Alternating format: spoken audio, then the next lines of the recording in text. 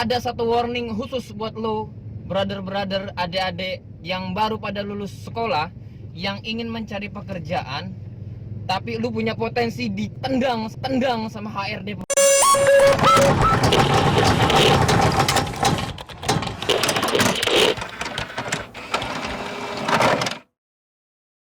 Tapi jangan lupa,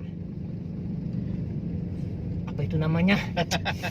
Like, subscribe, komen, share, apapun itu, karena gue yakin ini bermanfaat buat lu semua.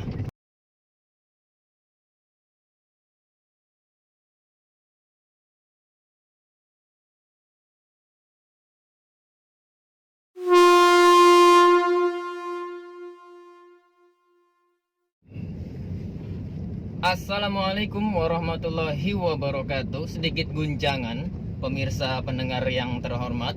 Buat brother-brother di luar sana, gua doain buat lo salam keselamatan, rahmat dan barokah dari Tuhan kita Allah Subhanahu wa taala. Amin. Nah, hadirnya gue malam ini, gue mau ngasih tahu sama lu semua, kalau ada satu warning khusus buat lo, brother-brother, adik-adik yang baru pada lulus sekolah, yang ingin mencari pekerjaan, tapi lu punya potensi ditendang sama HRD perusahaan sekarang juga. Saat lu melamar. Apa itu? Gua akan kasih tahu, insya Allah. Oke. Di samping gua ada Kang Sakti, salah satu yang memegang berapa proyek, Kang? Berapa perusahaan, Kang? Di bidang properti sih, Kang, cenderungnya. Oh, cenderung. Tapi beliau nih, properti ada, aplikasi-aplikasi ada, mau resto dijelajahi sama dia, wah macem. Yang mau saya ngomongin sama dia, Kang, Siap. gua bete ngeliat adik-adik yang baru pada lulus Kenapa, Kang? ngelamar kerja, ngantri segitu panjangnya cuma buat disuruh pulang. Lamarannya diterima cuma untuk dibuang. Tolong uraikan gundah gulana saya ini, Kang. Lu ngapa gundah? Kesel. Kan Gitu. bukan adik lu juga. Oh iya, bukan sih, tapi kan generasi kita. Oh, generasi lu. Kesel gini, Kang, lu Nah, ngelamar kerja panjang-panjang, nah. terus ngantri lama-lama sampai kejemur matahari, endingnya cuma buat disuruh pulang, atau endingnya selamarannya cuma buat dibuang ke tong sampah, dibaca sekilas terus dibuang, nggak kompeten gitu loh. Oke. Nah, keselnya gini buat adik-adik yang lagi nonton nih, lu tuh niat kerja kagak sih gitu? Tolong diuraikan, Kakanda. Gini, sekarang ketika lu bilang lu kesel ya gara-gara ada orang yang dia ngelamar nih. Terus kemudian kok pada dibuang-buang lamarannya segala macam. Pertanyaan gua sederhana. Apa tuh? Kang, lu pernah ngelihat isi lamarannya nggak? Isi surat lamarannya. Isi surat kayak lamarannya. gimana? Pernah ngelihat nggak? Kalau saya pernah. Pernah. Terus rasanya gimana? Bosen. Yang bikin bosan apa? Kebaca dengan ini bla bla bla bla bla bla bla bla gitu kan. Isinya sama. CV, terus surat lamaran, ijazah-ijazah, sertifikat-sertifikat. Itu tok. Semuanya sama gitu loh. Kalau gue pribadi, gue butuh sesuatu yang beda. Itu lu ya. Tapi di sesuatu yang beda ini juga memang menunjukkan dia punya kualitas. Itu dia justru. Jadi berulang kali nih, yang pertama dari lamarannya dulu deh, Kang. Kan Ya. lu bilang tadi kan lu guna masalah lamarannya. Gua baca lamarannya aja nggak tertarik. Oke. Baca lamarannya nggak menarik. Cuman isinya apa ya?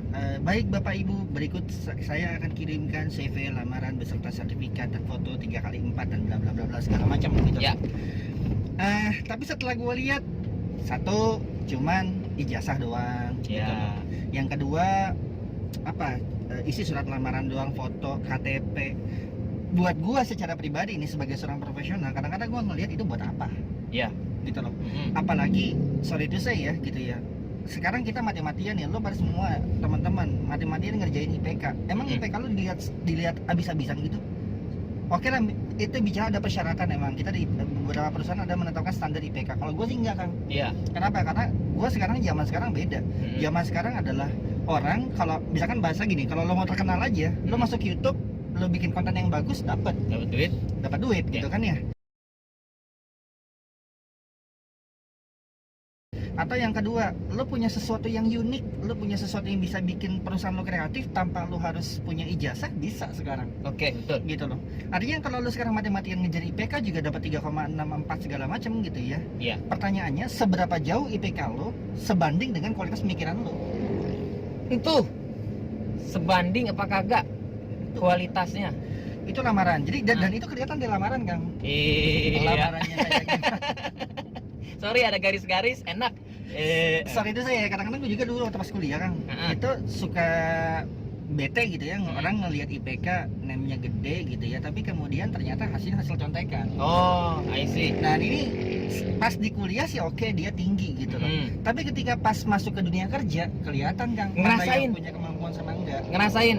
Nah gimana? Nilainya tinggi di dunia kerja boro-boro tuh pas ujian negara tuh kan main. Gitu ya. Boro-boro pas di dunia kerja mah dengerin mendadak. Mati gua. Kampret toh. Lalu pas toh, astagfirullah. Kita kan lagi nggak konsen. Terus gini, Kang. Ngomongin kualitas. Kira-kira bisa dicari nggak sih akar masalahnya? Kenapa adik-adik yang baru lulus SMA, yang baru lulus kuliah, nilai tinggi tapi kualitas nggak ada? Nilai tinggi tapi kualitas nggak ada. Yang pertama, pada Apa yang saat mempengaruhi? nih lu sekolah atau lu kuliah, yang lu kejar cuma nilai. Ya. Lu cuman kejar nilai biar di mata dosen lu dapat nilai A. Padahal dosen bukan siapa-siapa ketika lu kerja. Iya, iya.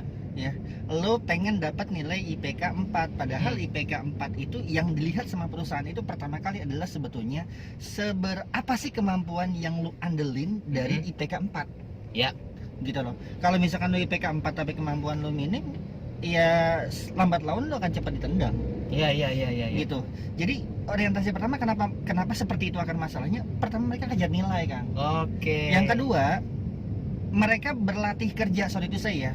Buat teman-teman kuliah itu kan ada yang namanya istilah PKL atau KKN, magang segala macam gitu ya. Tapi nggak mereka lakukan secara maksimal. Lagi-lagi tujuannya ngejar nilai. Iya.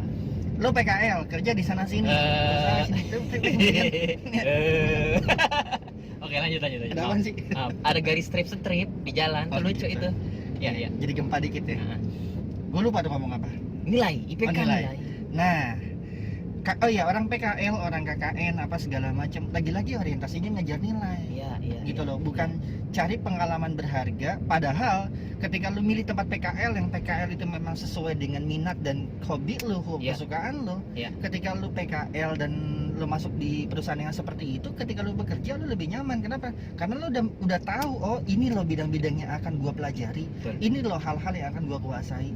Itu yang sering menjadikan kita ya, terutama lulusan perguruan tinggi atau lulusan ya sekolah manapun itu kadang-kadang sekolah kejuruan gitu ya. Mentalnya itu kayak gitu, Kang. Iya. Cuman ngejar nilai doang, walhasil di perusahaan pun sorry itu saya dia nggak punya kemampuan. Ujung-ujungnya apa?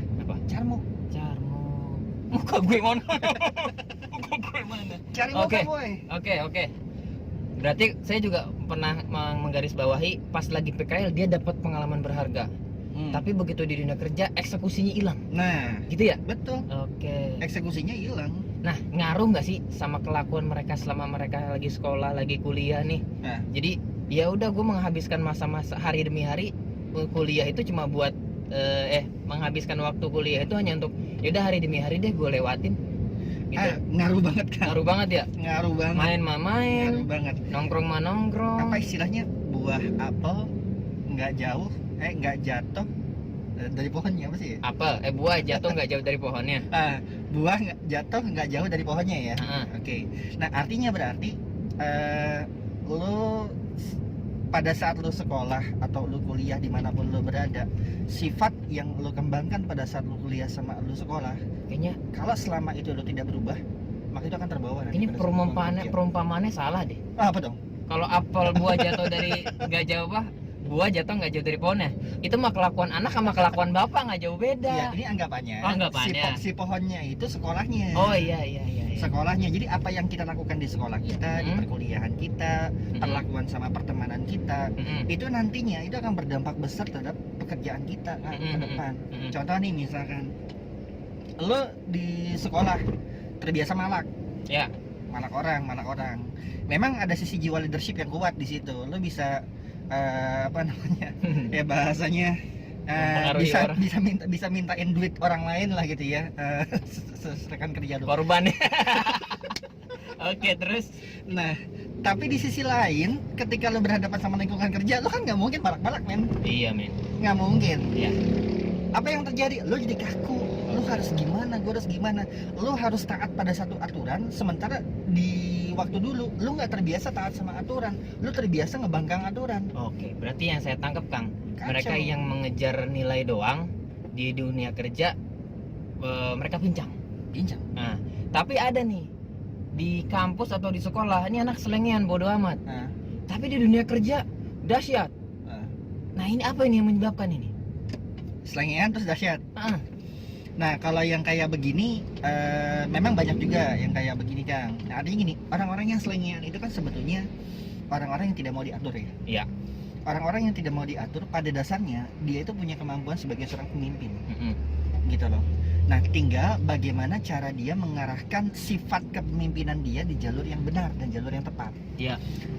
Orang-orang yang hebat tersebut itu sebetulnya bukan orang-orang yang di dunia kerja, kan, setahu Iya. gua. Tapi orang-orang yang oke lah di sekolahnya dia bandel, di kuliahnya dia bandel, tapi kemudian ketika dia masuk ke dalam dunia pekerjaan, dia tidak memilih untuk bekerja. Oke. Dia memilih untuk berwirausaha, menjadi pengusaha. Lain halnya, sorry itu saya, orang-orang yang ngejar nilai. Hmm. Orang-orang yang ngejar nilai, dia terbiasa dipimpin oleh nilai. Hmm. Sehingga akibatnya apa? Gara-gara itu gitu ya, ketika dia masuk ke setelah lulus kuliah atau lulus sekolah, dia berpikirnya nggak bisa gitu loh, harus mulai dengan pengusaha. Kenapa? Karena dia butuh nilai. Butuh nilai dari siapa? Dari atasannya.